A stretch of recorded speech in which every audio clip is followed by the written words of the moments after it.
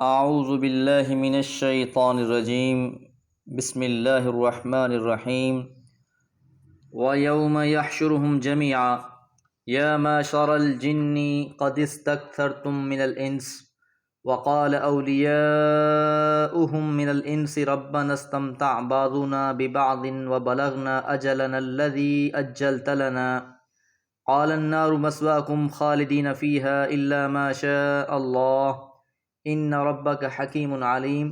وَكَذَلِكَ نُوَلِّي بَعْضَ الظَّالِمِينَ بَعْضًا بِمَا كَانُوا يَكْسِبُونَ۔ سورۃ الانعام آیت نمبر 128 اور 129۔ وَيَوْمَ اور اس دن یحشرہم جمع کر دے گا وہ ان کو جمیعاً سب کے سب، یعنی تمام کے تمام انسان اور جن سب کو جمع کر دیا جائے گا، اور پھر اللہ خطاب فرمائے گا یا معشر الجن، اے جنوں کی جماعت، قد تحقیق تم نے بہت سے بنا لیے، بہت سے کر لیے، من الانس انسانوں میں سے، یعنی بہت سے انسانوں کو تم نے اپنا بنا لیا۔ جنوں سے یہ مراد یہاں شیطان جن ہیں، ان کا بہت سے انسانوں کو اپنا بنا لینے کا مطلب انہیں گمراہ کر کے اپنے راستے پر لگا لینا ہے، جو موضوع آیت نمبر 123 اور 124 میں گزرا کہ شیاطین جن جو ہیں وہ انسانوں کو القاء کرتے ہیں، الہام کرتے ہیں، اور پھر انسانوں میں سے بہت سے لوگ اللہ اور اس کے رسول کی اطاعت کرنے کے بجائے انہی کے کیے ہوئے الہام اور القاء کے پیچھے چل پڑتے ہیں، اور تم نے بہت سوں کو اپنا بنا لیا۔ یہ شیطان نے جو ایک چیلنج کیا تھا، لَأَقْعُدَنَّ لَهُمْ صِرَاطَكَ الْمُسْتَقِيمَ، کہ میں ضرور بیٹھوں گا ان کے لیے تیرے سیدھے راستے پر، ثُمَّ لَآتِيَنَّهُم مِّن بَيْنِ أَيْدِيهِمْ، پھر میں آؤں گا ان کے پاس ان کے سامنے سے، وَمِن خَلْفِهِمْ، اور ان کے پیچھے سے، وَعَنْ أَيْمَانِهِمْ، ان کے دائیں سے، وَعَنْ شَمَائِلِهِمْ، اور ان کے بائیں سے، وَلَا تَجِدُ أَكْثَرَهُمْ، اور تو نہ پائے گا اکثر انسانوں کو شاکرین، شکر کرنے والا۔ سورہ اعراف میں اس کا تذکرہ موجود ہے۔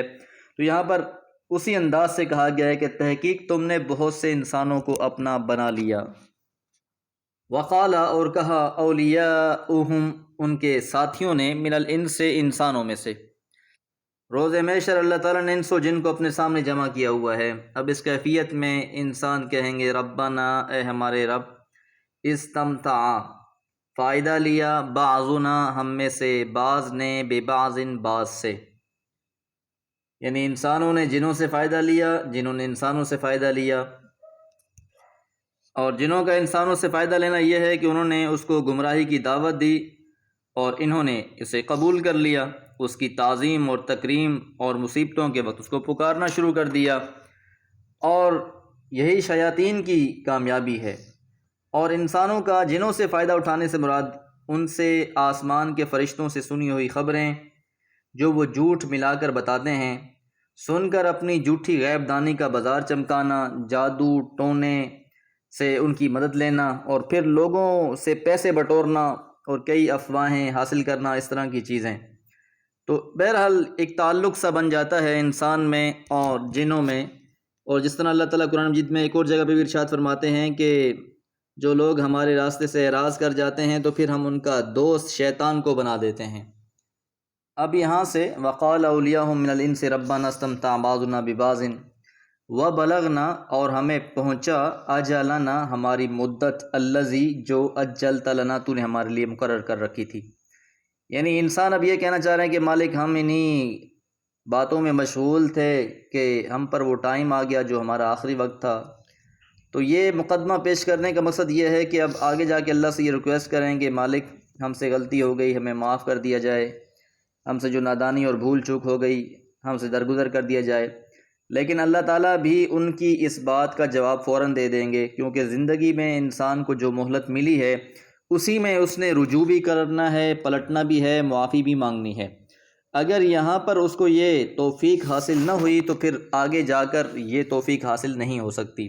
اس لیے ابھی ان کی تمہید چل ہی رہی ہے کہ اللہ کا جواب آ جائے گا، قالا، کہے گا اللہ تعالیٰ، النار مسواکم، تمہارا ٹھکانہ جہنم ہے، آگ ہے، خالدین، ہمیشہ رہنے والے ہیں، فیہا، اس میں، الا ما شاء اللہ، مگر یہ کہ جو اللہ چاہے۔ تو اب ایسے لوگوں کا ٹھکانہ جہنم ہے جو صراط مستقیم کو چھوڑ کر غلط راہوں پر چلتے ہیں۔ اور یہ آیت اس بات کی دلیل بھی ہے کہ سلیمان علیہ السلام کے بعد جو شخص بھی کسی جن سے کوئی فائدہ اٹھائے یا قید کر کے اس سے کوئی مقصد حاصل کرے، ایسی کیفیت میں اس انسان کا بھی اور جن دونوں کا ٹھکانہ جہنم ہوگا۔ اس لیے رسول اللہ صلی اللہ علیہ وسلم نے ایک شیطان جن کو نماز کے دوران آپ پر حملہ کرنے پر گرفتار کر لیا اور مسجد کے ستون سے باندھنے کا ارادہ کیا، تو سلیمان علیہ السلام کی دعا یاد کر کے اسے چھوڑ دیا کہ انہوں نے دعا کی تھی رب اغفر لی وہب لی ملکا لا ینبغی لأحد من بعدی، سورہ صاد میں۔ تو بہرحال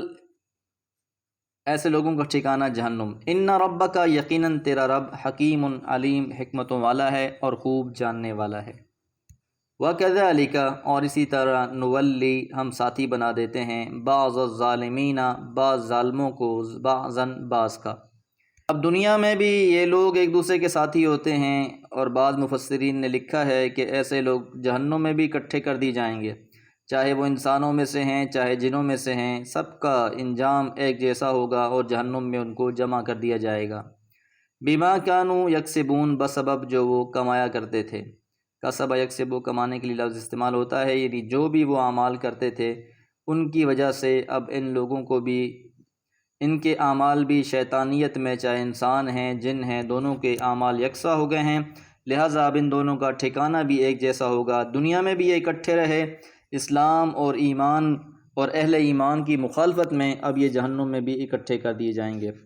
اللہ تعالیٰ دعا ہے اللہ تعالیٰ ہم سب کو عافیت میں رکھے۔ وما علیہ الا البلاغ۔